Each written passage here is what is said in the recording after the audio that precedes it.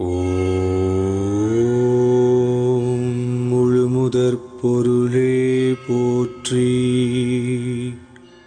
ஓம் வேழமுகத்தோனே போற்றி.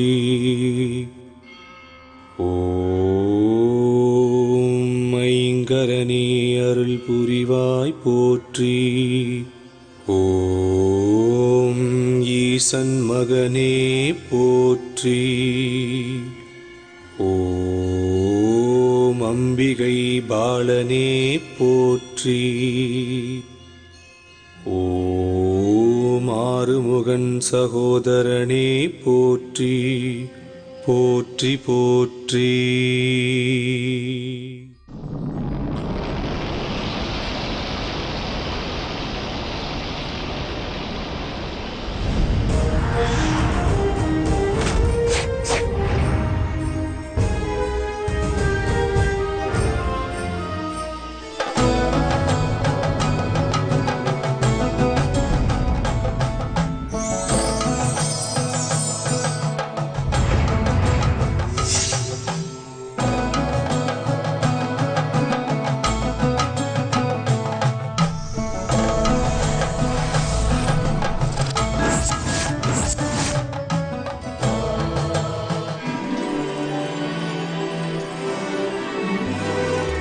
பரசுராம க்ஷேத்திரம் இன்றைய கேரள மாநிலத்தில் அழகிய ஸ்தலமாக விளங்கியது பந்தள ராஜ்யம்.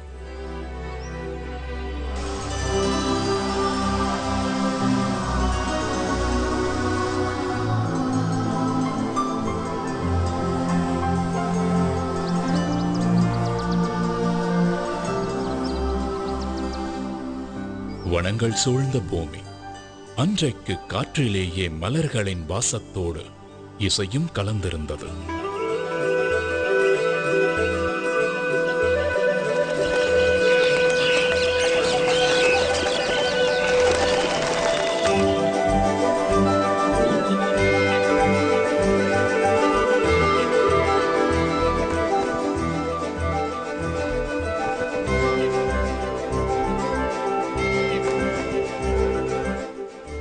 சூரியன் பந்தள ராஜ்யத்தின் மேல் இதமான மென்மை சூட்டோடு மண்டியிருந்தார்.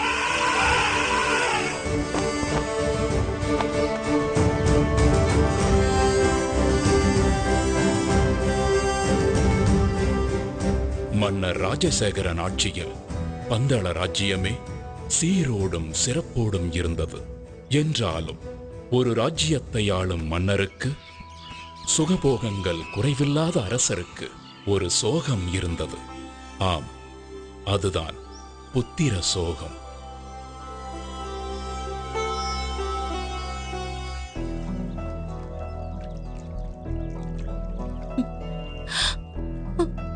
இதை எண்ணி தினமும் கண்ணீர் வடித்துக் கொண்டிருந்த மகாராணி கோப்பெரும் தேவிக்கு எப்படி ஆறுதல் சொல்வதென்றே தெரியாமல் தவித்தார் மன்னர் ராஜசேகரன்.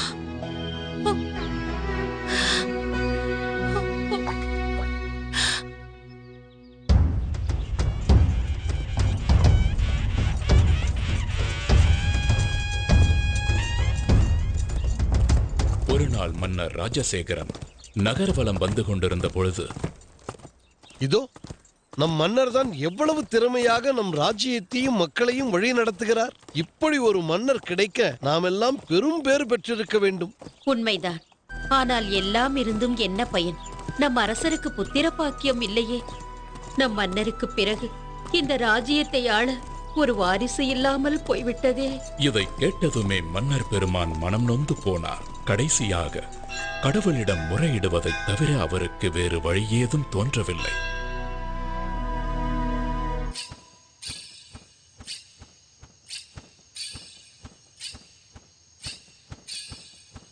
அதே நேரத்தில் அரசருக்கு வாரிசு இல்லாததால் மகிழ்ச்சியில் மிதந்து கொண்டிருக்கும் ஒருவரும் அதே அரண்மனையில் இருந்தார். அவர்தான் பந்தள ராஜ்யத்தின் அமைச்சர்.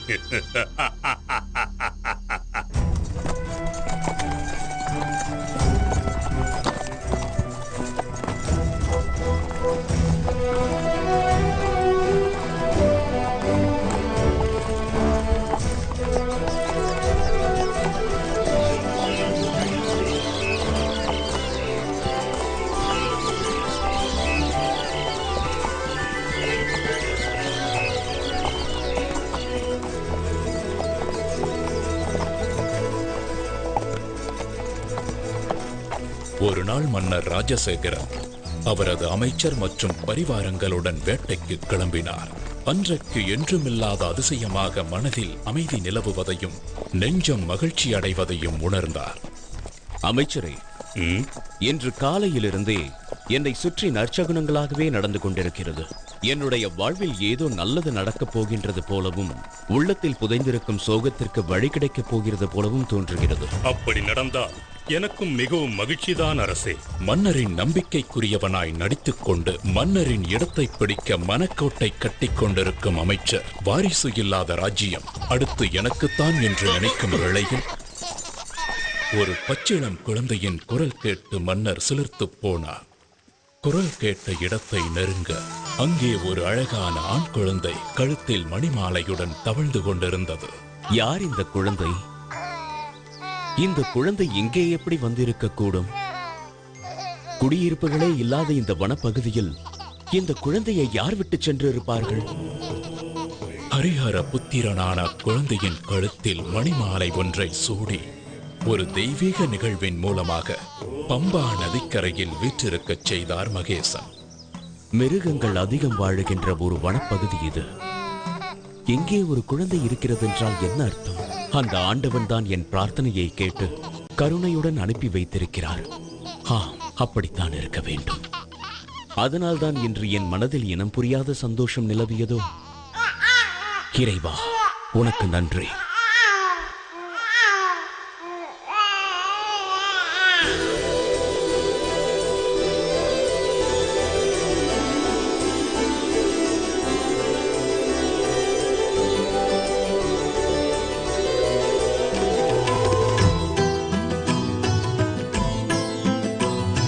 கலி காக்கும் ஒரு தெய்வம் ஐயப்பன் அவதாரம். கலி காக்கும் ஒரு தெய்வம் ஐயப்பன் அவதாரம் நிகழ்ந்தது பம்பை நதியோரம்.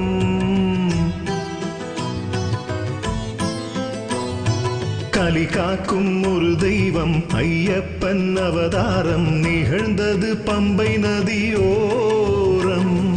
ஆழ்வார்கள் பாட்டும் தேவார கூத்தும் ஆழ்வார்கள் பாட்டும் தேவார கூத்தும் அரங்கேற்றி வைத்த அவதார ரூபம். விண்ணோர் வரம் மண்ணோர் தவம், விண்ணோர் வரம் மண்ணோர் தவம். ஐயன் வந்தான் ஆனந்தமே. கலி காக்கும் ஒரு தெய்வம் ஐயப்பன் அவதாரம் நிகழ்ந்தது பம்பை நதியோரம்.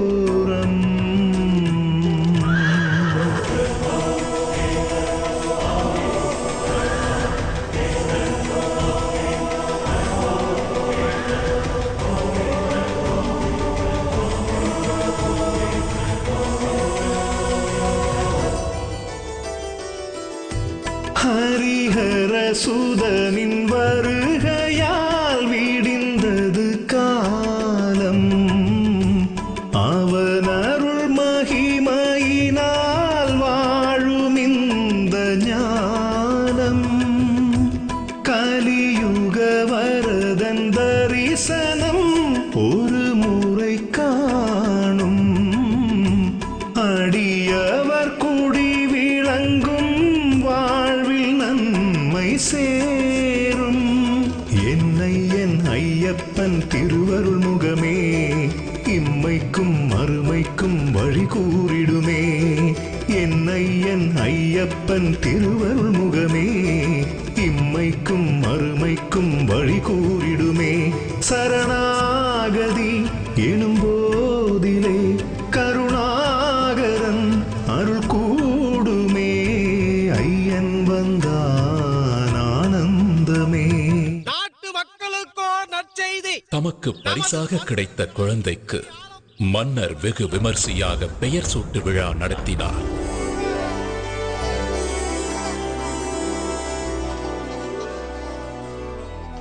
மணிமாலையுடன் இருக்கும் இந்த குழந்தைக்கு மணிகண்டன் என்று பெயர் சூட்டுகிறேன். ஆஹா, மணிகண்டன். அத்துடன் நம் பந்தள இளவரசருக்கு ஐயப்பன் எனும் நாமத்தையும் சூட்டுகிறேன். அரசவையில் அனைவரும் இனி பந்தள ராஜ்யத்தை ஆள இளவரசர் கிடைத்து விட்டார் என்று பேரானந்தம் அடைந்தனர். வாரிசே இல்லாத மன்னரின் மறைவுக்கு பிறகு நாட்டை தன்வசப்படுத்திக் கொள்ளலாம் என்று கற்பனையில் மிதந்து கொண்டிருந்த அமைச்சருக்கு மணிகண்டனின் வரவு மிகவும் அதிர்ச்சியாக இருந்தது. மணிமுத்து கழுத்தில் தவழ்வதால் மணிகண்ட நாமம் இனி இதை ஏழுலகும் வேதமென்று ஓதும். மணிகண்ட மழலை சிரிப்பிலே குழலிசை தோற்கும். முகம் கண்டு முழுமதியும் நேரில் வந்து வாழ்த்தும். பொன்னென்ன பொருளென்ன ஐயன் முன்னே எது ஒன்றும் ஈடில்லை இவனுக்கிங்கே. பொன்னென்ன பொருளென்ன ஐயன் முன்னே எது ஒன்றும் ஈடில்லை இவனுக்கிங்கே. மலர் பாதமே பட்டாலுமே துயர் யாவுமே விட்டோடுமே. ஐயன் வந்தான் ஆனந்தமே. கலி காக்கும் ஒரு தெய்வம் ஐயப்பன் அவதாரம் நிகழ்ந்தது பம்பை நதியோரம். இந்த தெய்வ குழந்தை பந்தளத்திற்கு வந்த நேரம் நெடுங்காலமாக குழந்தை செல்வமே இல்லாத மகாராணி கோப்பெருந்தேவி தன் வயிற்றில் ஒரு ஆண் குழந்தையை பெற்றெடுத்தாள்.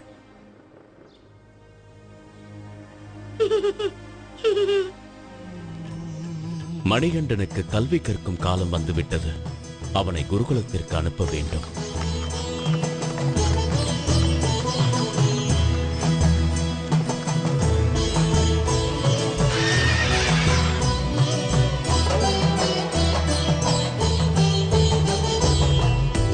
அதர்மங்கள் உலகில் எழுகையில் இறையருள் தோன்றும். அறவழி எடுத்து சொல்லி பாதை ஒன்று காட்டும். தனை சரணடையும் அடியவர் குறைகளை போக்கும். கதியேன பதம் பணிந்தால் காவல் நின்று காக்கும். கண்ணுக்குள் நின்றாடும் கருணை கடலே எந்நாளும் கரை சேர்க்கும் நம் வாழ்வினையே. கண்ணுக்குள் நின்றாடும் கருணை கடலே எந்நாளும் கரை சேர்க்கும் நம் வாழ்வினையே.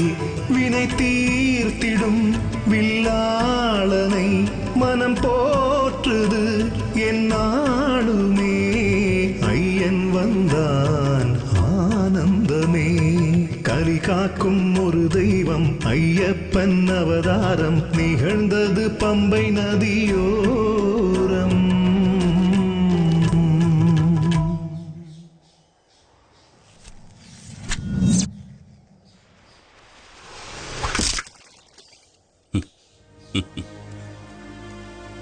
இந்த மணிகண்டன் ஒரு சாதாரண பாலகனாக இருக்க முடியாது. இவர் ஒரு அவதார புருஷனாகத்தான் இருக்க வேண்டும். இவருக்கு குருவாக இருந்து கல்வி கற்றுத் தருவது நான் செய்த பூர்வ புண்ணியம். மணிகண்டன் குருகுலத்திலேயே சிறந்த மாணவனாக திகழ்ந்தார். கல்வி, கேள்வி, ஞானம் மற்றும் அனைத்து விதமான கலைகளையும் விரைவிலேயே கற்றுத் தேர்ந்தார்.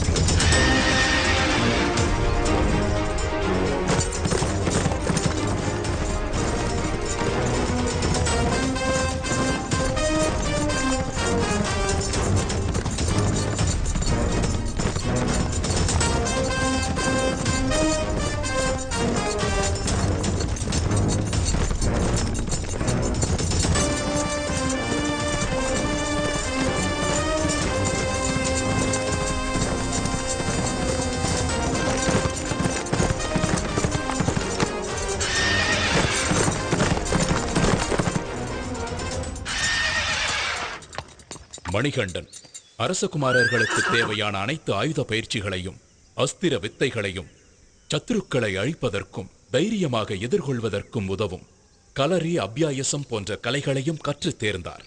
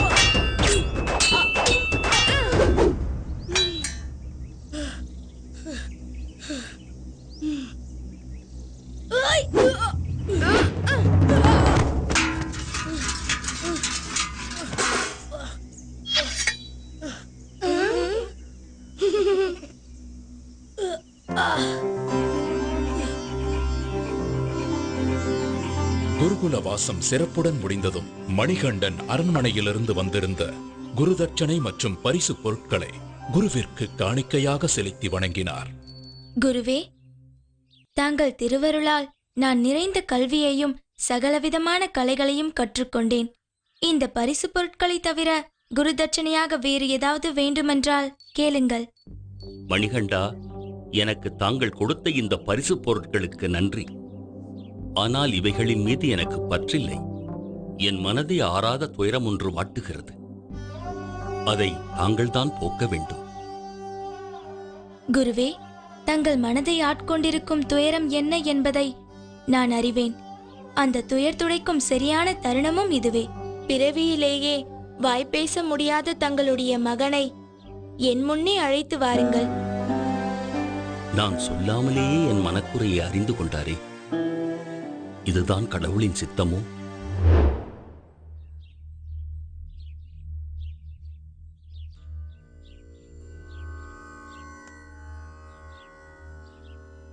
ஓம் நமக் சிவாய.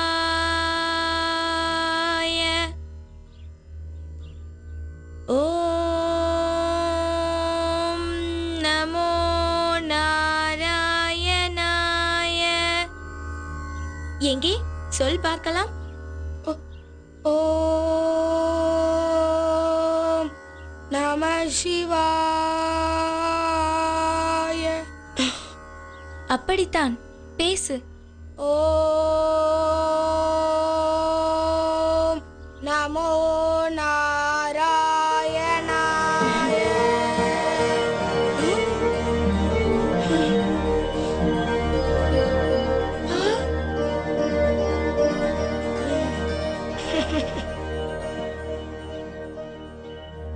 செயற்கரிய இந்த அற்புத செயலை நிகழ்த்திய நீங்கள் சாதாரண மணிகண்டன் அல்ல.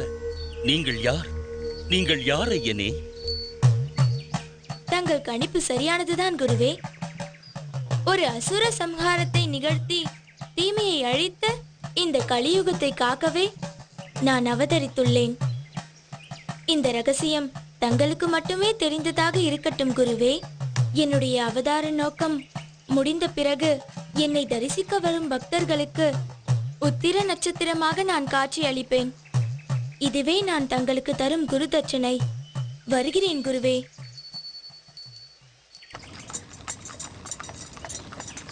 குருகுல வாசம் முடிந்து அரண்மனைக்கு திரும்பிய மணிகண்டனை ஆனந்த கண்ணீருடன் மகாராணி வரவேற்றார்.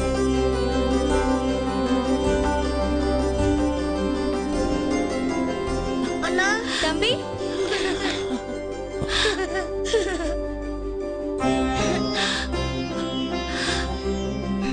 மணிகண்டா, என் குழந்தைதான் எவ்வளவு வளர்ந்து விட்டான். எத்தனை அழகாக இருக்கின்றான். அறிவுக்கு மட்டும் பஞ்சமா என்ன?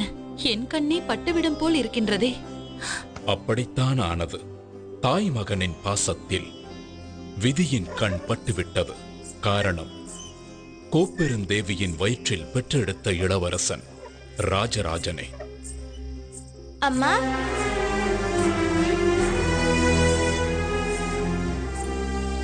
இதனை கண்ட வஞ்சக எண்ணம் கொண்ட அமைச்சர் பெருமகிழ்ச்சி அடைந்தார். காரணம், துஷ்ட எண்ணம் கொண்ட அமைச்சர் தெய்வீக தன்மை கொண்ட ஐயப்பனை நெருங்கும் போதெல்லாம் இனம் புரியாத மனசஞ்சலம் அடைந்தார். தான் அரியணை ஏறும் வாய்ப்பு பறிபோய் விட்டாலும் மணிகண்டன் அரியணை ஏறக்கூடாது என்பதில் உறுதியாக இருந்தார். அதற்காக பல சதித்திட்ட வேலைகளில் ஈடுபட்டார்.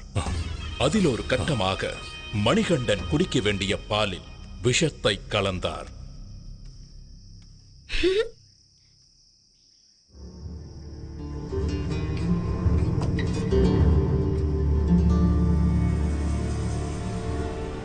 அந்த விஷம் கலந்த பாலை குடித்த மணிகண்டன் மயக்கமடைந்தார். அம்மா,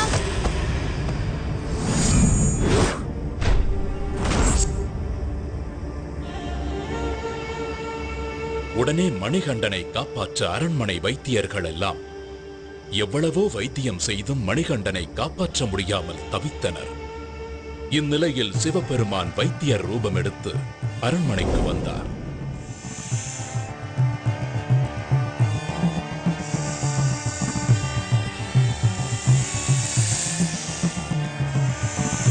மணிகண்டன் உடம்பில் உள்ள விஷத்தை தன் கழுத்தில் உள்ள சர்பத்தை கொண்டு உறிஞ்சி எடுத்து பூரண குணமாக்கினார்.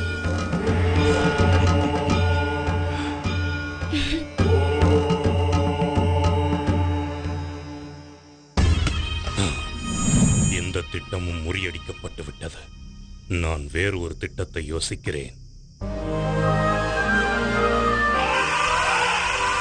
இதற்கிடையில் மன்னர் ராஜசேகரன் ஐயப்பனுக்கு இளவரசராக முடிசூட்ட ஏற்பாடு செய்ய திட்டமிட்டுக் கொண்டிருந்தார். ஆன்றோர் பெருமக்களே, நான் ஓய்வு பெறும் காலம் நெருங்கிவிட்டது என்பது தாங்கள் அனைவரும் அறிந்த ஒன்றே. ஆகவே மணிகண்டனுக்கு பட்டத்து இளவரசராக முடிசூட்ட ஏற்பாடு செய்திருக்கிறேன். அப்பொழுதுதான் சிறிது காலத்திற்கு பிறகு அவர் மன்னராக அரியணை ஏற ஏதுவாக இருக்கும்.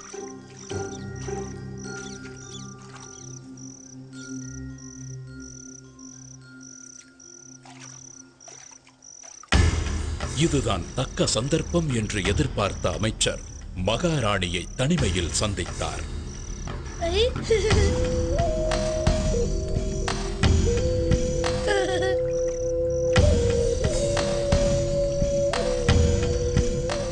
வணங்குகிறேன் மகாராணி.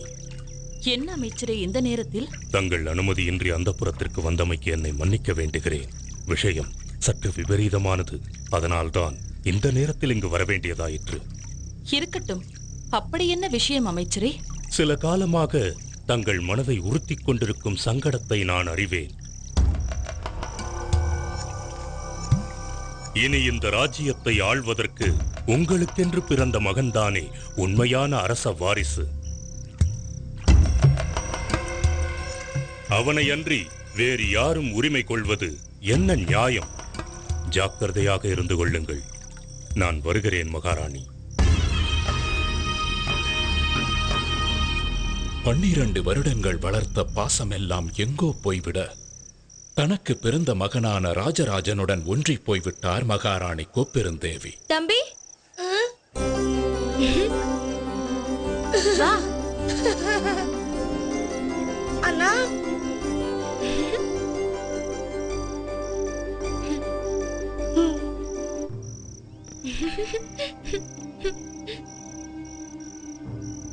ஐயப்பன் அரசனானால் நாட்டு மக்கள் என்ன என்ன சொல்லுவார்கள்? சொந்த மகனிற்கு வளர்ப்பு பிள்ளையை அரியணையில் ஏற்றிய பாதகி என்று ஏச மாட்டார்களா? ஊர் உலகம் என்னை தூற்றாதா? ஆம், இதை இப்படியே விட்டுவிடக்கூடாது. என் மகன்தான் அரசாள வேண்டும். இதை பற்றி மன்னரிடம் பேச வேண்டும். தக்க சமயத்தை எதிர்பார்த்து காத்துக் கொண்டிருந்த மகாராணி ஒரு நாள் மன்னர் ராஜசேகரனிடம் தன் வயிற்றில் பிறக்காத ஐயப்பனுக்கு எப்படி இளவரசராக முடிசூட்டுவது?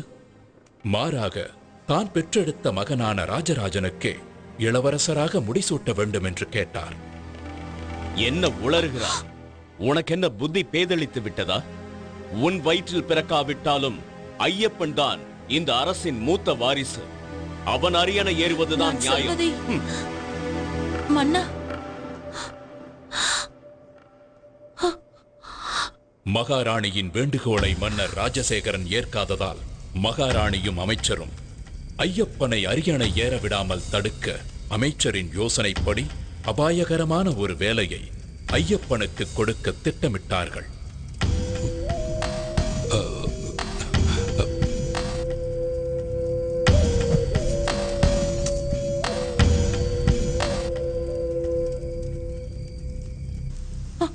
அதற்காக கோப்பூர் தேவி பொய்யாக தலைவலி வந்தது போல் ஐயோ நடித்தார். அம்மா, வலி தாங்க முடியவில்லையே. மன்னா, வலி தாங்க முடியவில்லை. வலிக்கின்றது. அரசே, நம் மகாராணிக்கு ஏற்பட்டிருக்கும் இந்த தலைவலியை போக்க புலிப்பாலை கொண்டு வந்தால் மட்டுமே குணப்படுத்த முடியும். அதனுடன் என்னிடம் உள்ள மூலிகைகளை போட்டு நான் ஒரு மருந்து தயாரித்து தருகிறேன். அதுவே குணமடைய செய்யும். அப்படியா?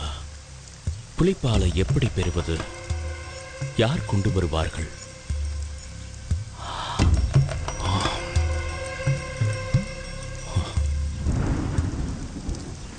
தந்தையே, தாயின் தலைவலியை போக்க நானே காட்டிற்கு சென்று புலிப்பாலை கொண்டு வருகிறேன். தந்தையே, பயப்பட வேண்டாம். என்னை காட்டிற்கு செல்ல அனுமதியுங்கள்.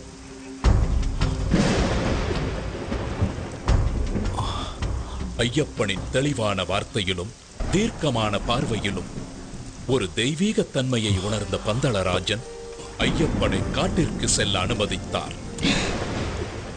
இதை கேட்ட அமைச்சரும் கோப்பெரும் தேவியும் தங்களது திட்டம் நிறைவேறப் போவதை நினைத்து பெருமகிழ்ச்சி அடைந்தனர்.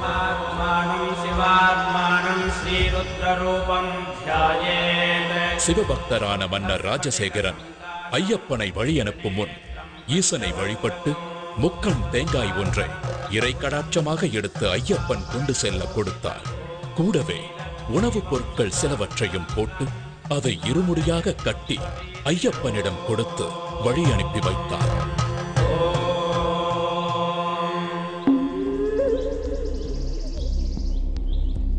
இந்த ஹரிஹர சுதனான மணிகண்டனின் அவதாரம் நிகழ்ந்ததே ஒரு அசுர சம்ஹாரத்தை நடத்துவதற்காகத்தான். இப்படி ஒரு தெய்வ குழந்தையின் வரவுக்கு காரணம் அரக்கி மகிஷமுகி. மகிஷமுகி அரக்கர் குலத்தின் தலைவி. பார்வைக்கு மட்டுமல்ல, எண்ணத்திலும் உருவத்திலும் கொடூரமானவள். பார்ப்போரை அச்சமூட்டும் அரக்கத்தனத்தின் மொத்த உருவாக தோன்றினாள்.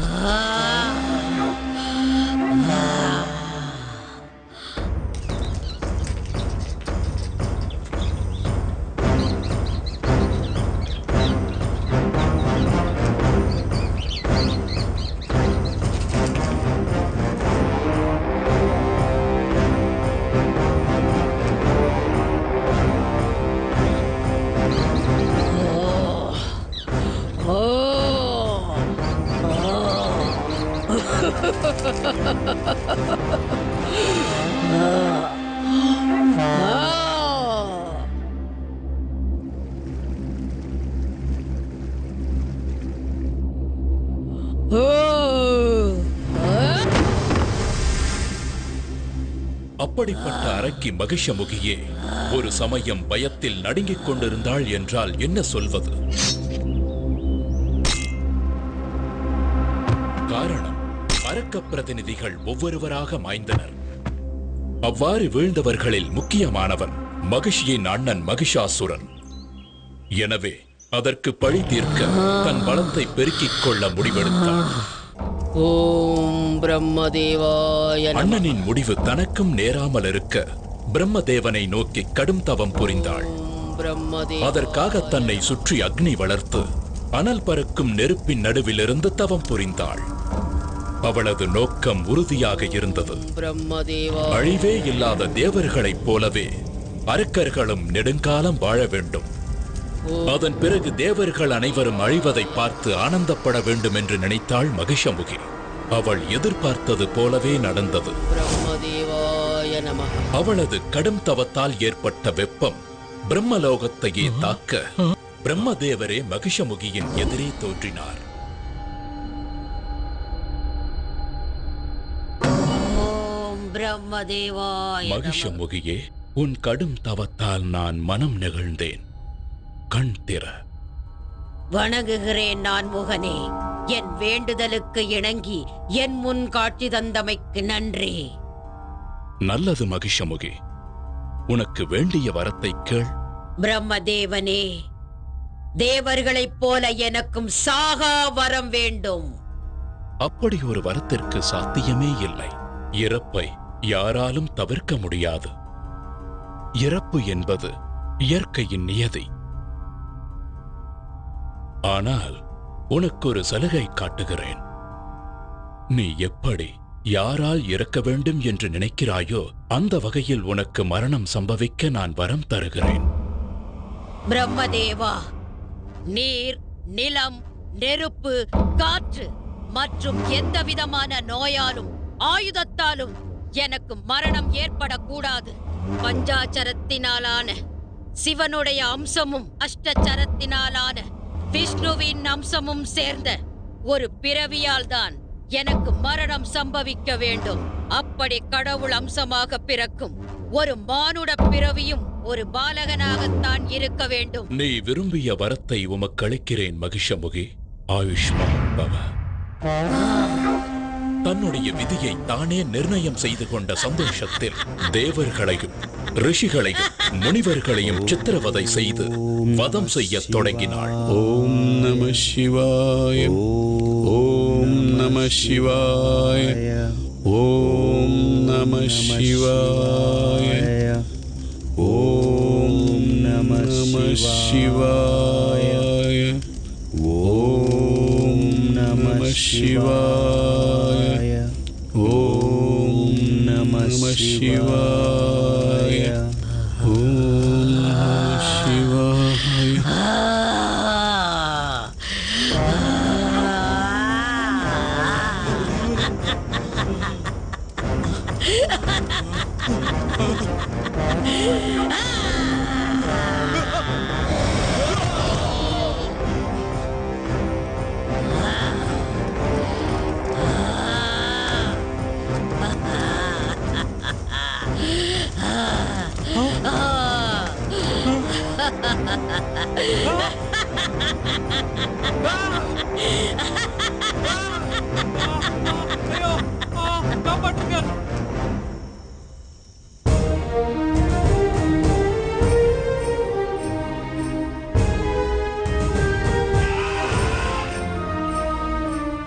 இந்த இடத்தில் இன்னொரு நிகழ்வை நினைவு கூறுவது பொருத்தமாக இருக்கும். ஒரு முறை இந்திரன் ஐராவதத்தின் மீது பவனி வரும்போது துர்வாச முனிவர் எதிர்பட்டார். தேவாதி தேவா, மகாவிஷ்ணுவின் பத்னி மகாலட்சுமி ஆசியுடன் அளித்த இந்த மலர் மாலையை உனக்கு பரிசாக அளிக்கிறேன். இதை ஏற்றுக்கொண்டு வளம் பெறுவாயாக.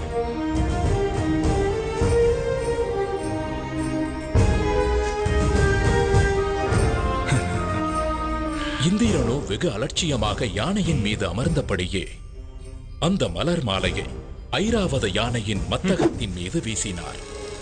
ஐராவதமோ அவருக்கு மேல் திமிர் பிடித்ததாக இருந்தது. தன் தும்பிக்கையால் அந்த மலர் மாலையை எடுத்து கீழே வீசி தன் முன்னங்கால்களால் அதை மிதித்து சிதைத்து சின்ன பின்னமாக்க செய்தது. என்ன காரியம் செய்தாய் இந்திரனே? இனி நீயும் உன் தேவர் கூட்டமும் மனிதர்களைப் போலவே முதுமை அடைந்து அவதிப்படுவீர்கள்.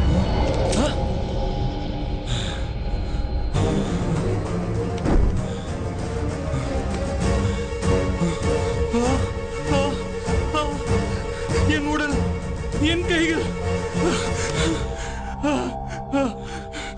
மகரிஷியே, என்னை மன்னித்து விடுங்கள். என் அகந்தையால் தான் தன்னிலை மறந்து தவறிழைத்து விட்டேன். இதற்கு தாங்களே சாப விமோச்சனம் அளிக்க வேண்டும். அகந்தையால் மதியிழந்து அநாகரிகமாக நடந்து கொண்டாய். சரி, போகட்டும். பார்க்கடலில் உள்ள அமிர்தத்தை அருந்தினால் மட்டுமே உனக்கு சாப விமோச்சனம் கிடைக்கும்.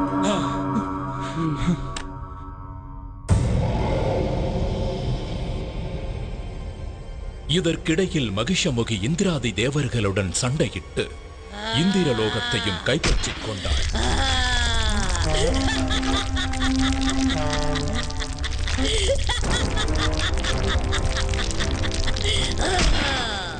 இந்திரனும் தேவர்களும் ஓடி ஒளிந்து கொண்டனர். அது மட்டுமல்லாமல் துர்வாசரின் சாபத்தின் காரணமாக உருவத்தில் மூப்பு ஏற்பட்டு நரை கூடி உடல் மெலிந்து மனம் நொந்து போன தேவர்கள் சாப விமோச்சனம் தேடி கைலாயம் செல்ல முடிவெடுத்தனர். பரமேஸ்வரா, இனி நீயே கதி. பரம்பொருளே, எங்களுக்கு அபயமளியுங்கள். நடந்ததையெல்லாம் நானும் அறிவேன். ஈசனே, எங்களுக்கு நேர்ந்திருக்கும் இந்த சங்கடத்திலிருந்து தாங்கள் தான் எங்களை காத்தருள வேண்டும். வலிமை இழந்த உங்களால் பார்க்கடலை தனியாக கடைய முடியாது. எனவே உங்களுக்கு துணையாக அரக்கர்களையும் அனுப்பி வைக்கிறேன். இருவரும் சேர்ந்து கடைவதன் மூலம் கிடைக்கும் அமிர்தத்தை சமமாக பங்கிட்டுக் கொள்ளுங்கள்.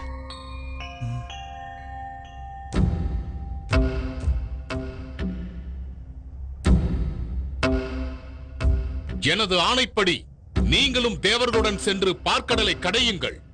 உத்தரவு ஈசனே. தங்கள் வலிமை அனைத்தையும் ஒன்று கூட்டி தேவர்களும் அரக்கர்களும் மேருமலையால் பார்க்கடலை கடைந்தனர்.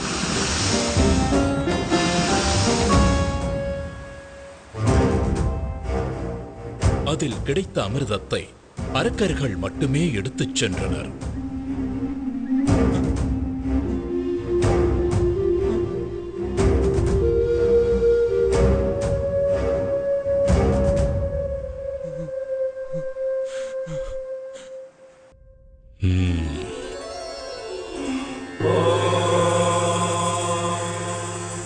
சக்கரதாரியே, இனி தங்களின் லீலையை தொடங்கலாம்.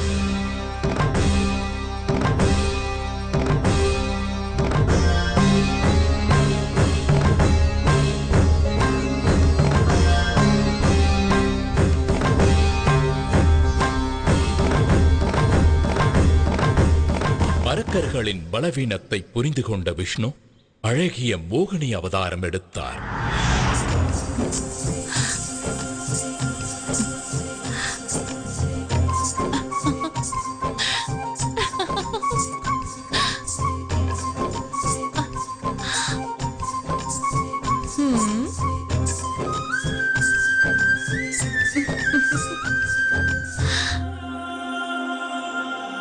தன் பேரழகால் அரக்கர்களை மதிமயங்கச் செய்தார். அவர்களிடமிருந்து அமிர்தத்தை எடுத்து தேவர்களுக்கு கொடுத்து சாப விமோச்சனம் பெறச் செய்தார்.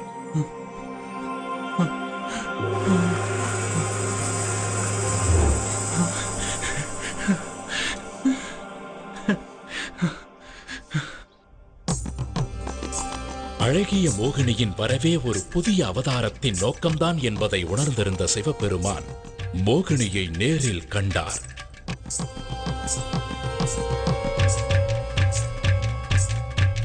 சிவ அம்சமும் விஷ்ணு அம்சமும் ஒன்றாக கலந்தன. அதன் விளைவாக ஜோதிமயமான ஒரு அற்புத ஆண் குழந்தை பிறந்தது. அந்த தெய்வீக குழந்தைதான் அரக்கியை அழிக்க வந்த மணிகண்டன்.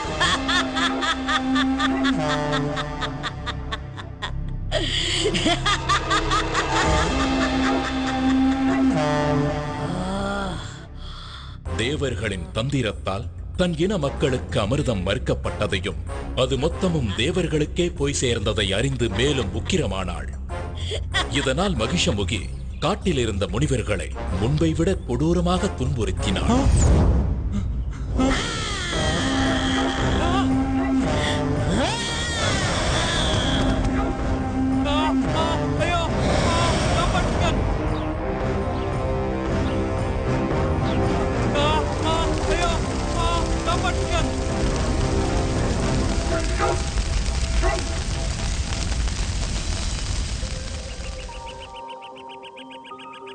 இந்த நிலையில் புலிப்பால் தேடி வந்த ஐயப்பன் அதே காட்டிற்குள் பிரவேசம் செய்தார்.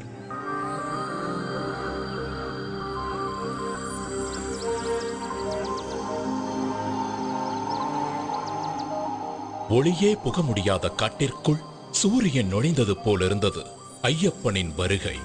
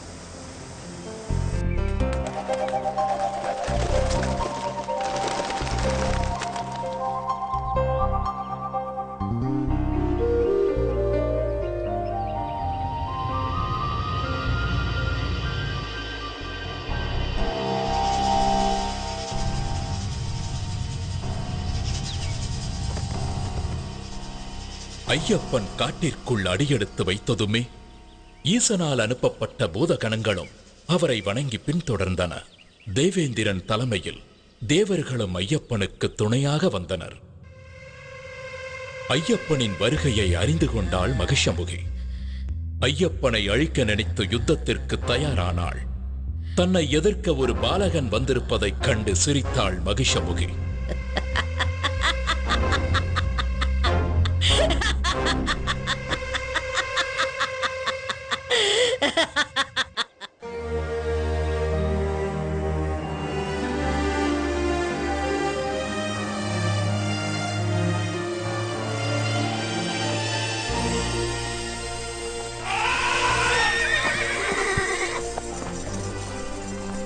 ஐயப்பனின் வருகையை அறிந்த முனிவர்கள் மகிஷமுகியால் தங்களுக்கு நேர்ந்த கொடுமைகளை ஐயப்பனிடம் முறையிட்டனர். ஐயப்பன் தனது அவதார நோக்கம் நிறைவேறும் கட்டம் நெருங்கிவிட்டதை உணர்ந்தார். மானசீகமாக சிவபெருமானையும் மகாவிஷ்ணுவையும் வணங்கி யுத்தத்திற்கு தயாரானார்.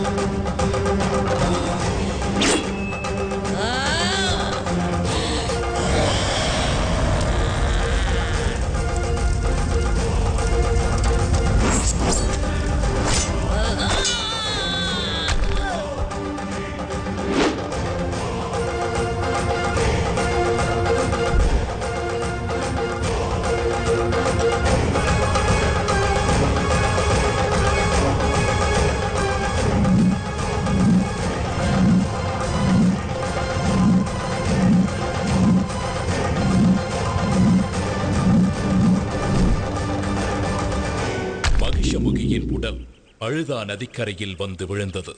அவள் மீண்டும் எழும் முன் ஐயப்பன் மகிஷமுகியின் முதுகின் மேல் ஏறி கோர தாண்டவமாடி அவளை அழித்தார்.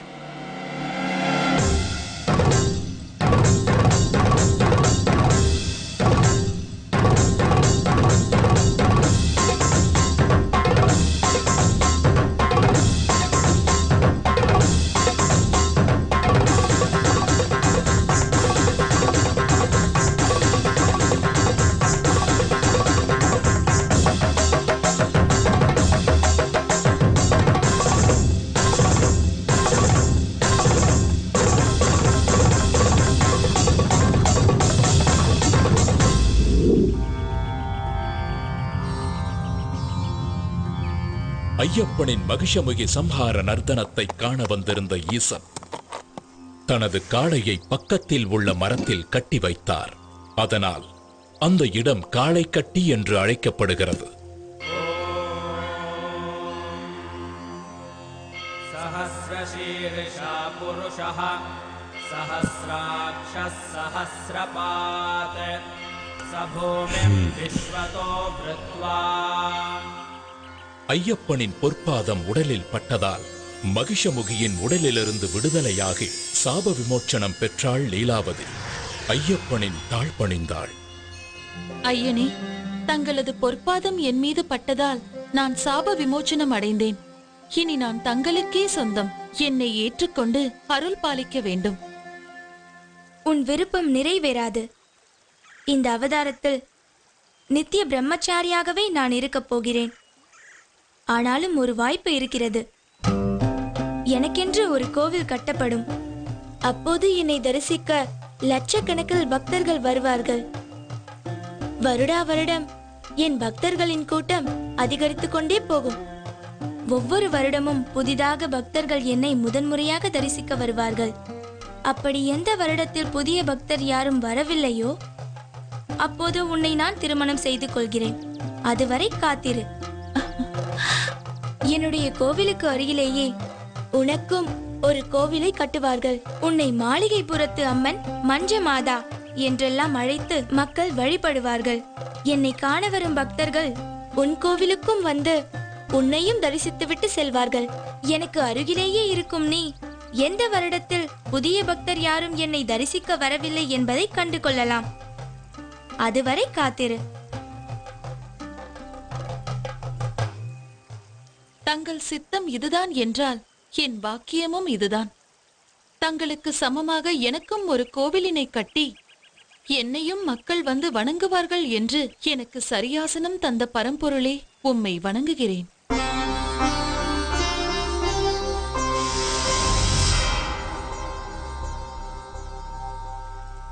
மகிஷ சம்ஹாரம் முடிந்த பிறகு ஐயப்பனை அழைத்தார் பரமேஸ்வரன். மகனே, உன் பிரிவால் வாடிக்கொண்டிருக்கிறான் மன்னன் ராஜசேகரன். அவனை ஆட்கொண்டு முக்தி அளிக்க வேண்டும். அத்துடன் நீலிமலையில் சபரி என்ற பக்தை உன் தரிசனத்திற்காக காத்துக் கொண்டிருக்கிறாள். அவளுக்கு அருள் செய்து மோட்சம் அளிக்க வேண்டியது உனது கடமை. இதனால் அந்த பக்தையின் நினைவாக அந்த மலைக்கு சபரிமலை என்றே பெயர் வழங்கப்படும். அது மட்டுமன்றி அந்த சபரிமலையிலேயே உனக்கு கோவில் கட்டப்படும். ஆயுஷ்மான் பவ. மகிஷமுகியின் உடல் உயிரற்றதாக இருந்தாலும் மலை போல் வளர்ந்தது. அப்படியே போனால் சூரிய சந்திரனையும் மறைத்துவிடும் என்று தோன்றியதால் ஐயப்பன் மகிஷமுகியின் உடலை பாதாளத்தில் தள்ளி கற்களால் மூடினார்.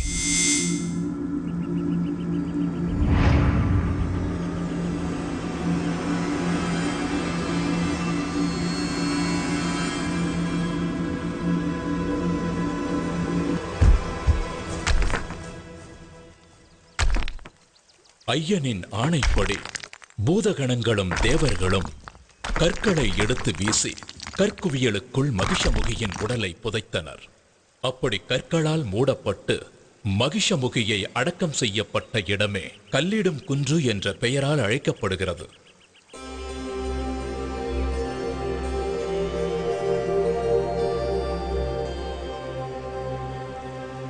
இந்திராதிபதியே, இந்த சம்ஹாரத்தை முடித்த எனக்கு இன்னொரு கடமையும் இருக்கிறது.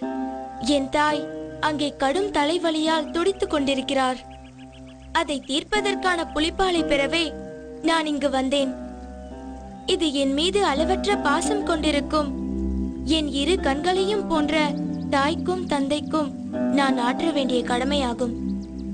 எனவே புலிப்பாலை பெற தாங்கள்தான் எனக்கு உதவ வேண்டும். நிச்சயமாக. எம்பெருமான் பரமேஸ்வரன் கட்டளைப்படி நான் பெண் புலியாக மாறி பால் சுரந்து தருகிறேன். ஆனால் நீங்கள் இந்த குவளையை கொண்டு போய் மகாராணியிடம் கொடுத்து, இந்தாருங்கள் புலிப்பால், உங்கள் தலைவலி தீர இதிலிருந்து மருந்து தயாரித்துக் கொள்ளுங்கள் என்று சொன்னால் அவர்கள் நம்ப வேண்டுமே. அதனால் நானும் உங்களுடன் வருகிறேன். என் மீது ஏறிக்கொள்ளுங்கள். அரசவையில் நாம் நுழைந்தால் நீங்கள் கொண்டு வந்திருப்பது புலிப்பால் தான் என்பது ஊர்ஜிதமாகிவிடும்.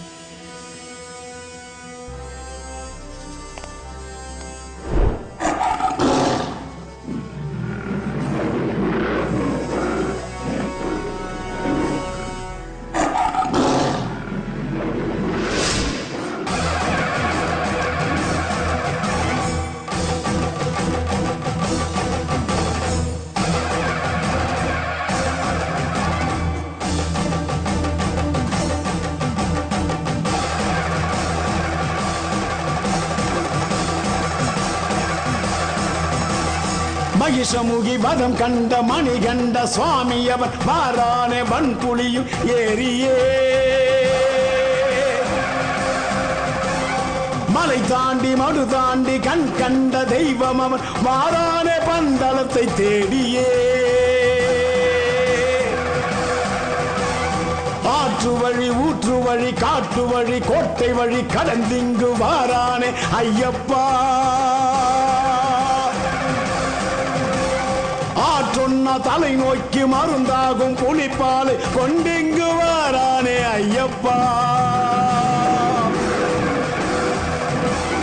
நடையதிர படையதிர எத்திசையும் அதிர குடியதிர குளம் அதிர கொற்றவனும் அதிர பரம்பொருளை இறை அருளை அரசி மனம் அறிய தவறுணர தலை கவிழ தண்டமிட்டு பணிய பந்தளமும் பணிய வந்த செயல் முடிய மணிகண்ட அவதார நோக்கமது நிறைய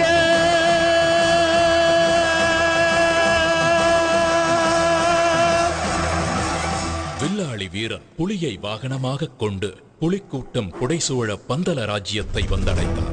அரசவையில் இருந்த அனைவரும் சீறி பாய வேண்டிய புலிகள் மென்னடை போட்டு வரும் இயற்கைக்கு முரணான சம்பவத்தைக் கண்டு வியந்து நின்றார்கள். புலிப்பால் தேடச் சென்ற ஐயப்பன் இனி திரும்பி வரமாட்டான் என்று திடமாய் நினைத்திருந்த அமைச்சர் திடுக்கிட்டார். மன்னர் ராஜசேகரன் இரு கைகளையும் கூப்பி நெகிழ்ந்து போய் நின்றார். அவர் கண்களில் ஆனந்த கண்ணீர் வழிந்தது. தந்தையே, தாயின் தலைவலி தீர இதோ கொண்டு வந்துள்ளேன் புலிப்பால். இந்த அளவு போதாது என்று வைத்தியர் சொல்வாரானால் எவ்வளவு வேண்டுமானாலும் கலந்து கொள்ள இதோ புலி கூட்டமே என்னுடன் வந்துள்ளது. தாங்கள் கடவுளின் அவதாரம்தான் என்று நிச்சயம் நான் உணர்கிறேன். நாங்கள் ஏதாவது தவறு இழைத்திருந்தால் எங்களை மன்னித்து அருள வேண்டும் ஐயனே.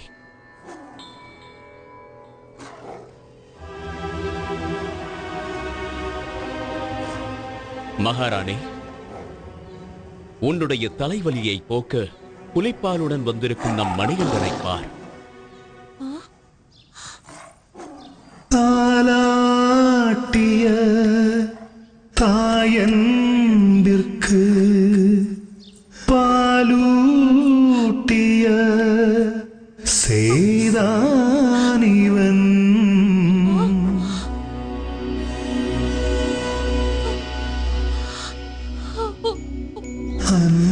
அன்னைக்கெல்லாம் அன்னை ஐயன். என்னை மன்னித்து விடுங்கள் ஐயனே.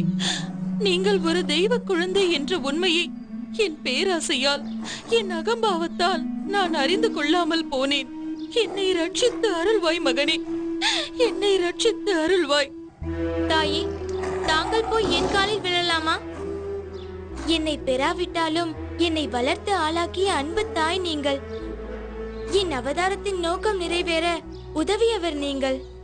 இப்படி ஒரு வாய்ப்பிற்காக என்னை 12 வருடங்கள் வளர்த்த உங்கள் அன்பிற்கும் பாசத்திற்கும் என்ன கைமாறு செய்ய போகிறேன்? எனக்கு வாழ்வழித்த தெய்வம் அல்லவா நீங்கள்? சரி ஐயப்பா, உன் அவதார நோக்கம்தான் முடிந்து விட்டதே. இனி எங்களுடனே இருந்து விடேன். இல்லை அம்மா, இந்த அவதாரத்தில் நான் ஆற்ற வேண்டிய கடமை இன்னொன்றும் இருக்கிறது. அது கலியுகத்தில் மக்களை நல்வழிப்படுத்த வேண்டிய முக்கிய கடமை. எனக்கென்று ஒரு இருப்பிடத்தை அமைத்துக் கொண்டு நான் அங்கேயே தங்கி பக்தர்களுக்கு அருள் பாலிக்க விரும்புகிறேன். தந்தையே, உங்கள் ராஜ்யத்திற்குட்பட்ட எல்லையில் ஓர் இடம் கொடுங்கள். அங்கே நான் தங்கியிருந்து மக்களின் துயர் துடைப்பேன்.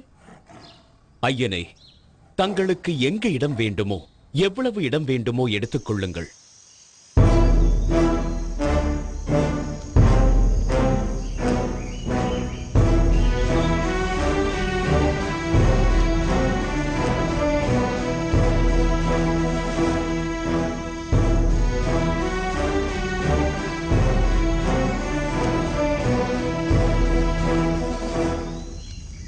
நான் இங்கிருந்து அம்பு எய்கிறேன். அந்த அம்பு எங்கே போய் விழுகிறதோ அந்த இடம்தான் எனக்கு வேண்டும். அங்கு எனக்கு கோவில் கட்டி தாருங்கள். அங்கிருந்தபடி கலியுகத்தை நான் பரிபாலிக்கிறேன்.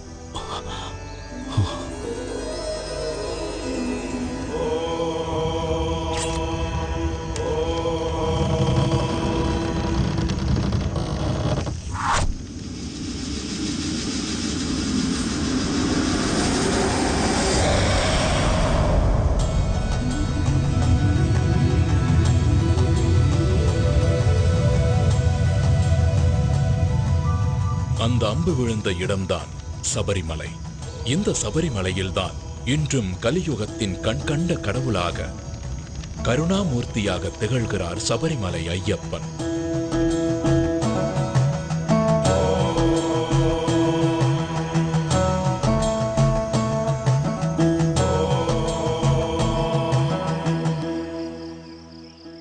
சபரிமலையில் ஐயப்பன் கேட்டுக்கொண்டபடி கோவில் கட்டும் பணியை வேகமாக மேற்கொண்டார் மன்னர் ராஜசேகரன்.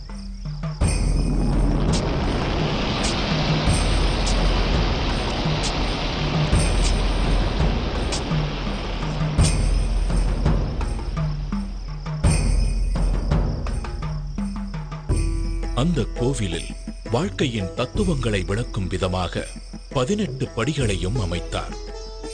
இந்த 18 திருப்படிகளும் 18 மலைகளையும் 18 கடவுள்களையும் 18 தத்துவங்களையும் குறிக்கின்றன. 18 மலைகளாகிய இஞ்சிப்பாறை மலை, காலைக்கட்டி மலை, புதுச்சேரி மலை, கரிமலை, தலைப்பார மலை, தேவர் மலை, ஸ்ரீபாதமலை, மயிலாடு மலை, மாதங்கமலை, கால்கிமலை, சிற்றம்பலமலை, சுந்தரமலை, நாகம்பலமலை, கவுண்டமலை, நிலக்கல்மலை, நீலிமலை, பொன்னம்பலமலை, சபரிமலை போன்ற மலைகளையும் 18 கடவுள்களாகிய விநாயகர், சிவன், பார்வதி, முருகன், பிரம்மா, விஷ்ணு, ரங்கநாதர், காளி, யமன், சூரியன், சந்திரன், செவ்வாய், குரு, புதன், சுக்கிரன், சனி, ராகு, கேது ஆகிய கடவுள்களையும் 18 தத்துவங்களாகிய காண்பது, கேட்பது, மனம், ரசனை, ஸ்பரிசம், காமம், பேராசை, குரோதம், கோபம், மோகம், மதம், மாச்சரியம், தம்பு, சாத்வீகம்,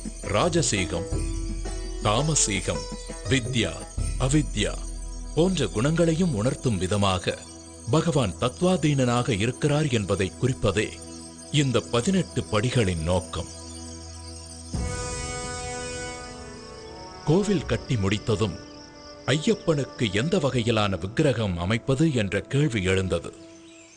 அப்போது பரசுராமரே எடுத்து வந்த சாஸ்தாவின் சிற்பமான 2 கால்களையும் புத்திட்டு இணைத்து யோக பட்டத்துடன் பந்தனம் செய்த வண்ணம் தத்துவமசி எனும் சின்முத்திரையுடன் கூடிய பகவானின் திருவுருவமே ஏற்றது என்பதை ஆண்டவன் கட்டளைப்படி மகர சங்கராந்தி தினமான தை மாத பிறப்பு நன்னாளில் கிருஷ்ணபட்சம் பஞ்சமி திதி உத்திர நட்சத்திரத்துடன் கூடிய சுபதினத்தில் பரசுராமர் தர்மசாஸ்தாவை பிரதிஷ்டை செய்தார். அன்றிலிருந்து ஆண்டுதோறும் மகர சங்கராந்தி தினத்தன்று ஐயப்பன் பக்தர்களுக்கு அருள்பாலிக்கிறார். இதன் மூலம் தன் குருவிற்கு அளித்த வாக்கையும் நிறைவேற்றுகிறார். என்னை சரணடைந்தவர்கள் நற்கதி அடைவார்கள் என்பதை வலியுறுத்தும் விதமாக வலது கையை வலது முழங்கால் மீது தாங்கி அபயஹஸ்தமாக அருள் வழங்குகிறார் ஐயப்பன். அதாவது தன்னை சரணாகதி என அடைபவர்களுக்கு அபயமளிக்கும் அற்புத கோலம் இது. பக்தர்கள் விரதம் மேற்கொள்ளும் முறையை இப்போது பார்ப்போம். ஐயனை காண வரும் பக்தர்கள் குருசாமி மூலமாக மாலை அணிந்து உபதேசம் பெற்று பிரம்மச்சரிய விரதம் மேற்கொண்டு வர வேண்டும். புலால் உண்ணுதலை அறவே தவிர்க்க வேண்டும். சத்தியம், தர்மம், அகிம்சை போன்ற கொள்கைகளை கடைபிடிக்க வேண்டும். சபரிமலை செல்லும் பக்தர்கள் ஒழுக்கமானவர்களாக சகிப்புத்தன்மை உடையவர்களாக இருக்க வேண்டும். தம் உடலை வருத்தி 1 மண்டலம் விரதம் இருந்து மனதில் ஐயப்பனை நினைத்து வழிபட வேண்டும். விரதம் இருப்பதை ஒரு பழக்கமாக மேற்கொள்ள வேண்டும். கண்டிப்பாக பிரம்மச்சரியம் காக்க வேண்டும். இந்த பழக்கத்தால் மனம் பக்குவப்படும். விரதம் மேற்கொள்ளும் பக்தர்கள் காலை மாலை 2 வேளையும் குளித்து நீலம் அல்லது கருப்பு அல்லது காவி உடை அணிந்து ஐயப்பனின் சரணங்களை கூறி வணங்க வேண்டும். துளசி மாலை அணிந்த ஐயப்ப பக்தர்கள் 1 மண்டலம் விரதம் இருக்கும் வேளையில் ஒவ்வொரு நாளும் மாலை வேளையில் ஒன்றாக கூடி ஐயப்பனின் அருள் வேண்டி திருவிளக்கு பூஜையில் கலந்து கொள்வதையும் ஐயனின் புகழ் பாடி பஜனைகள் செய்வதையும் ஒரு வழக்கமாக கடைபிடிக்க வேண்டும்.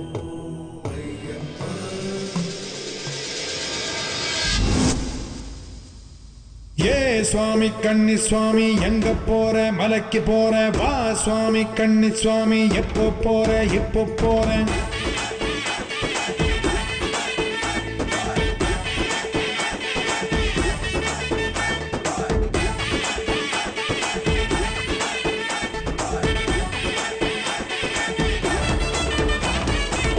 கட்டான கட்டேந்தி கட்டுமுடி தலையேந்தி குடிதாண்டி படிதாண்டி போறேன் நான் போறேன்.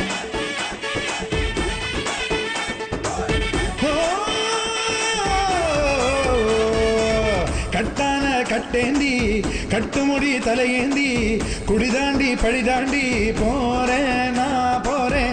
மெய்யாக பொய்யின்றி ஐயனுக்கு நெய்யேந்தி வரம் வேண்டி அருள் வேண்டி போறேன் நான் போறேன். குருசுவாமி போட்டு விட்ட மணிகண்ட மாலை கழுத்தில் ஆட பசிதாகம் போக்கும் நல்ல துணையுண்டு சேர மலை வழிபாத கானக வாசன் முகம் காண போறேன்.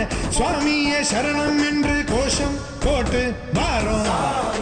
ஐயப்பா ஐயப்பா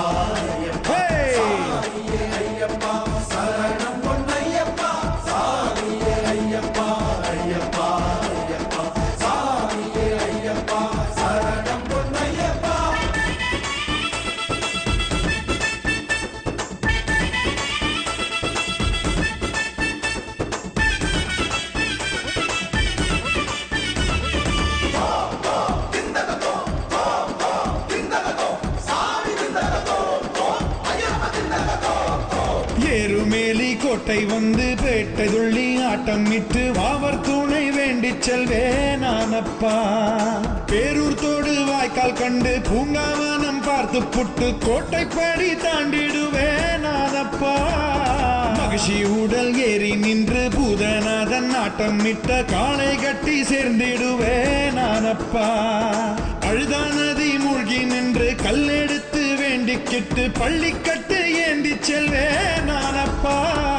கல்லிடும் குன்றில் கல்லெறிவேன், இஞ்சி பாறை கண்டறிவேன், கொடும்பாறை கோட்டை செல்வேன், கூட்டு சரணம் போட்டு செல்வேன். கரிமலை ஏற்றம் கண்டு நானும் கடினம் இல்லை என்று சொல்லி பார்க்க போறேன், நெய்ய சேர்க்க போறேன். ஏ சுவாமி கன்னி சுவாமி எங்க போற, மலைக்கு போற, வா சுவாமி கன்னி சுவாமி எப்போ போற, இப்போ போறேன்.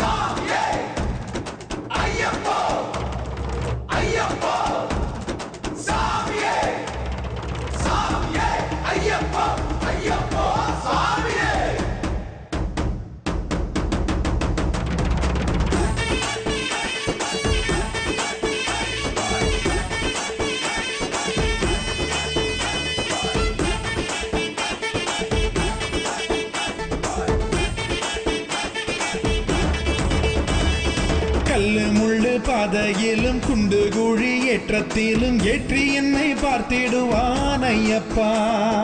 கும்மிருட்டு வேளையிலும் கண்ணீரிட்டும் போதினிலும் கை கொடுத்து காத்திடுவான் ஐயப்பா. 6 பிழை 100 குறை ஏது நானும் செய்திட்டாலும் ஏழை என்னை ஏற்றருள்வான் ஐயப்பா. ஏற்ற விரதம் தப்பில்லாம சோதனைகள் தந்திடாம காத்தி என்னை ரட்சிப்பானே ஐயப்பா. ஹரிஹர சுதனின் தரிசனம் பெறுவேன், பிறவி பயனை அதுகணம் அடைவேன். சபரிநாதன் திருவடி பணிவேன், சத்குருநாதன் திருவருள் பெறுவேன். பொன்னம்பல வாசன் உண்டு, அண்ணலவன் நேசம் உண்டு, காண போறேன், மலை ஏற போறேன். ஏ சுவாமி கன்னி சுவாமி எங்க போற, மலைக்கு போற, வா சுவாமி கன்னி சுவாமி எப்போ போற, இப்போ போறேன்.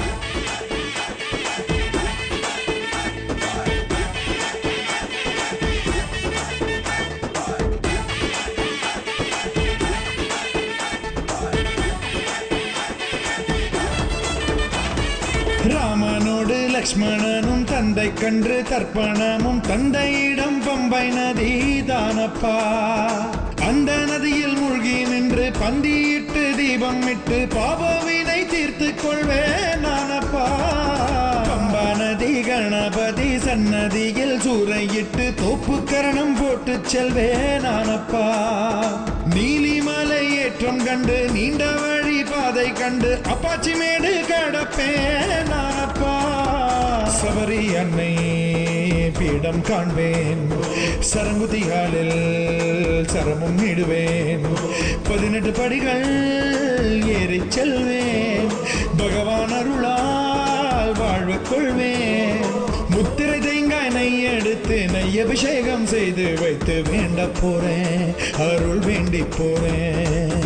ஏ சுவாமி கன்னி சுவாமி எங்க போற, மலைக்கு போற, வா சுவாமி கன்னி சுவாமி எப்போ போற, இப்போ போறேன். கட்டான கட்டேந்தி கட்டுமுடி தலையேந்தி குடிதாண்டி பழிதாண்டி போறேன், நான் போறேன். மெய்யாக பொய்யின்றி ஐயனுக்கு நெய்யேந்தி வரம் வேண்டி அருள் வேண்டி போறேன், நான் போறேன். குருசுவாமி போட்டு விட்ட மணிகண்ட மாலை கழுத்துல ஆட, பசிதாகம் போக்கும் நல்ல துணையுண்டு சேர மலை வழிபாத கானக வாசன் முகம் காண போறேன்.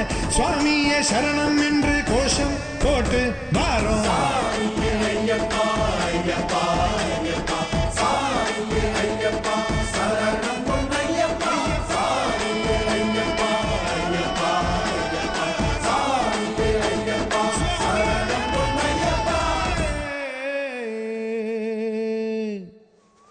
ஐயப்பன் புலிப்பால் கொண்டு வர காட்டிற்கு புறப்படும் பொழுது அவருடைய வளர்ப்பு தந்தை மன்னர் ராஜசேகரன் சிவபெருமான் தன் மகனுக்கு துணையாக உடனிருக்கும் விதமாக அவரிடம் முக்கண் தேங்காயையும் கூடவே சில உணவுப் பொருட்களையும் தந்தனுப்பினார்.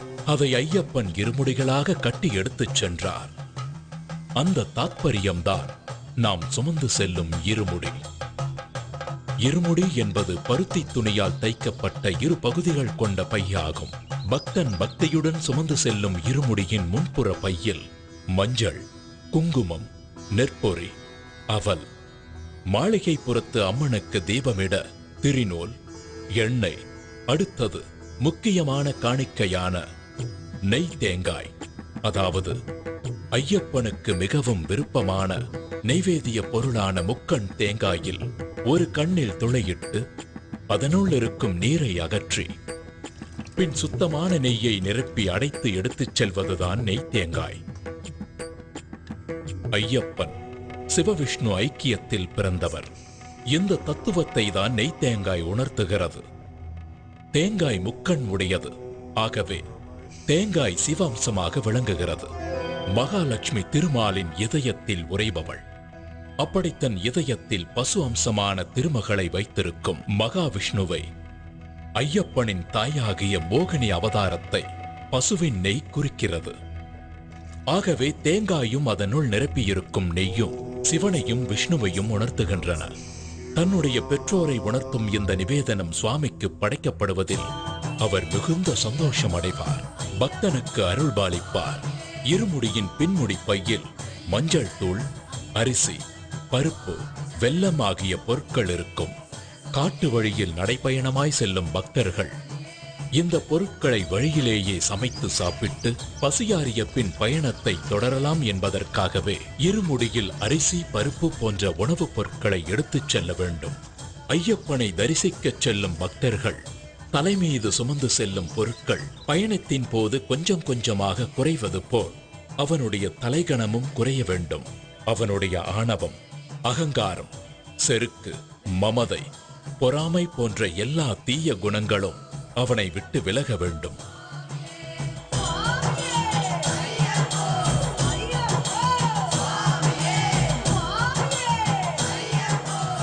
சபரிமலையில் உள்ள ஐயப்பனை தரிசிக்க பக்தர்கள் அனைவரும் எரிமேலி என்ற இடத்தில் ஒன்று கூடுவார்கள். எரிமேலியை சபரிமலையின் நுழைவாயில் என்றே சொல்லலாம். இங்கு பந்தள மன்னர் ராஜசேகரனால் கட்டப்பட்ட தர்மசாஸ்தா கோவில் உள்ளது.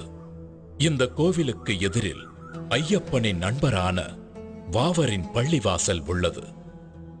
ஐயப்ப பக்தர்கள் வாவர் சுவாமியை வணங்கி அங்கு தரப்படும் விபூதி பிரசாதத்தை பெற்றுக் கொள்வார்கள். இந்த எரிமேலியில்தான் முக்கியமான நிகழ்வான பேட்டை துள்ளல் என்ற நிகழ்வு நடைபெறும். அப்பொழுது பக்தர்கள் தங்கள் மனதில் உள்ள தீய எண்ணங்களை போக்க வேண்டும் என்ற நோக்கத்தில் நடனமாடுவார்கள். பேட்டை துள்ளல் முடிந்த பின்பு அங்கே வரும் கன்னிசாமிகளுக்கு ஒரு சரக்கோலும் ஒரு கருப்பு நாடாவும் கொடுக்கப்படும். எரிமேலியில் பேட்டை துள்ளலை முடித்துவிட்டு பயணத்தை தொடரும் பக்தர்கள் பேரூர் தோடு, கோட்டைப்பாடி ஆகிய இடங்களை கடந்து காளைக்கட்டி என்ற பகுதிக்கு வருவார்கள். இந்த காளைக்கட்டி என்ற இடம்தான் மகிஷமுகியின் உடலின் மீது பகவான் நர்த்தனமாடி தனது வெற்றி களிப்பை வெளிப்படுத்திய இடம். அந்த நர்த்தனத்தை காண வந்த சிவபெருமான் அவரது காளையை அங்கேயே மரத்தில் கட்டி வைத்ததால் அந்த இடம் காளைக்கட்டி என்று அழைக்கப்படுகிறது.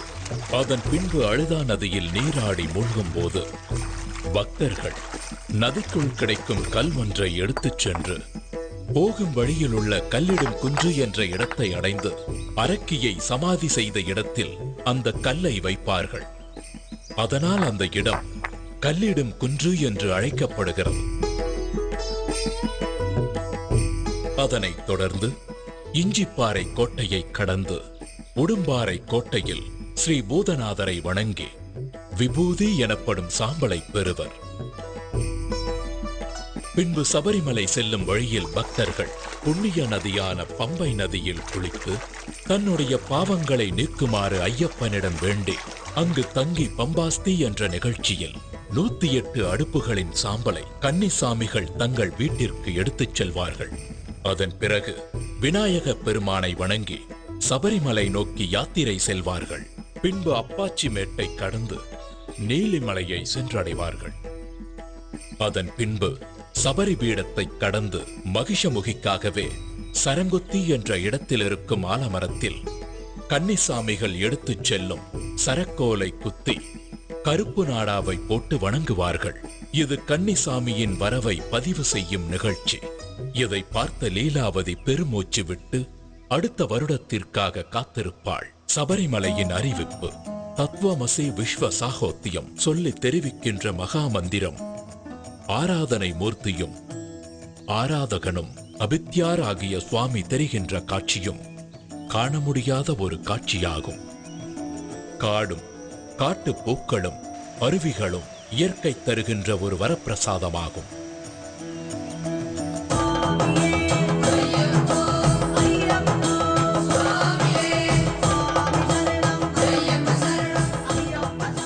பின் ஐயப்பனின் சன்னிதானத்திற்கு முன்புள்ள தத்துவங்கள் 18 பகவான் தத்வாதீனனாக இருக்கிறார் என்பதை உணர்த்தும் 18 படிகளை ஏறிச் சென்று ஐயப்பன் சன்னிதானத்தை அடைந்து தன்னுடைய பாவங்களையும் தோஷங்களையும் கஷ்டங்களையும் நீக்குமாறு வேண்டி பக்தி பரவசமடைந்து அன்று இரவு அங்கு தங்கி மகிழ்வார்கள். மறுநாள் காலையில் ஐயப்பனுக்கு நெய் அபிஷேகம் செய்து மாளிகைப்புறத்து அம்மனை தரிசித்து தான் செய்த பாவங்களை நீக்குமாறு வேண்டிக் கொள்வார்கள். மகர விளக்கு பூஜைக்கு முன்பு ஐயப்பனுடைய தங்க ஆபரண பெட்டியை பந்தள ராஜ்யத்திலிருந்து சபரிமலைக்கு கொண்டு செல்லும் பொழுது ஆகாயத்தில் ஆபரண பெட்டிக்கு வழிகாட்டியாக கருடன் கூடவே பறந்து செல்வது ஒரு சிறப்பு அம்சமாகும். ஐயப்பனுடைய சிறப்பு அம்சம் பிரம்மச்சரியம் மேற்கொண்டு வரும் பக்தர்களுக்கு அருள் புரிவதாகும். அதனால் 10 வயதிற்கு மேலுள்ள பெண்களும் 50 வயதிற்கு குறைவான பெண்களும் ஐயப்பனை தரிசிக்க சபரிமலைக்கு செல்லக்கூடாது. மண்டல பூஜை முடிந்த பிறகு மகர விளக்கு பூஜை ஆரம்பமாகி மகர விளக்கு பூஜை நிறைவடையும் தினத்தன்று மகர சங்கராந்தி பூஜை நடைபெறும். அச்சமயத்தில் சுவாமி ஐயப்பன் ஆகாயத்தில் உத்திர நட்சத்திரமாக பக்தர்களுக்கு காட்சியளிப்பார். பக்தர்கள் சபரிமலையில் பிரசாதமாக விற்கப்படும் அரவண பாயாசம், அப்பம், நெய் ஆகியவற்றை வாங்கிக் கொண்டு மீண்டும் பம்பா நதியை வந்தடைந்து பின்னர் தங்கள் இல்லத்திற்கு சென்றடைவார்கள். தங்கள் இல்லத்தில் தான் கொண்டு வந்த பூஜை பொருட்களை பூஜை அறையில் வைத்து ஐயப்பனை மனதார வேண்டிக் கொண்டு குருசாமியின் துணையோடு மாலையை கழற்றி விரதத்தை முடிப்பார்கள். ஓம் சுவாமியே சரணமையப்பா.